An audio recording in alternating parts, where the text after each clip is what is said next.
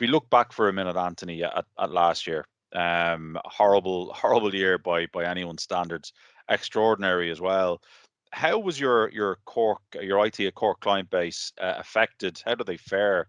I assume the likes of the startups faced difficulty in fundraising, in accessing credit, in hiring, and I'm sure there was some success stories as well.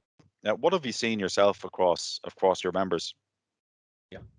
Yeah, I mean, look, not ignoring the challenges, right? Because there were many, right? And they went from, from the multinationals right down to the sole traders, right? There were many challenges, right? But I think in general across our member base, right, I think they fared well.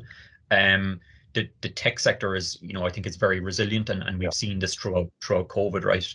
The early days of the pandemic, obviously we're very busy for technology organizations as we were relied upon to drive the mass movement of employees into a remote model, right? Tech companies, a lot of them needed to pivot, as project work would have dried up in the professional services area. They would have to pivot into a different business model as well, right?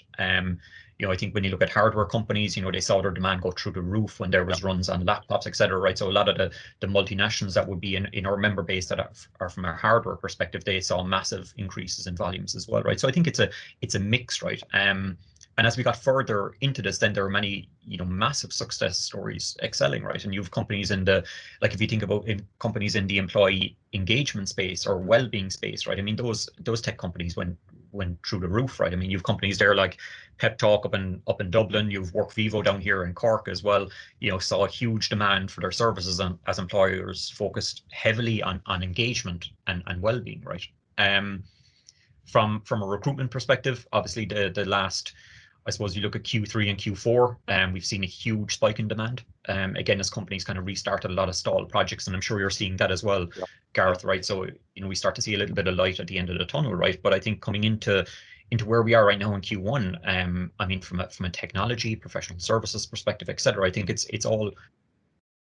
And then on the flip side, there's a lot of technology leaders that throughout COVID have said that COVID drove their digital transformation. Look, my opinion is that there were probably leaders that were already behind kind of where they should have been Yeah. from a tech perspective. But look, it is what it is, and we kind of use this opportunity to move them forward, right? Which is great, right? But there's no doubt that I think COVID has really elevated the importance of IT to the top table in an awful lot of organizations, right? And definitely, I certainly don't see that changing anytime soon as well, Yeah. right? So I think it just highlighted the importance of investment and strategies, etc., right? And certainly around disaster recovery, right? Because this is a scenario that none of us had ever planned for, right? Mm.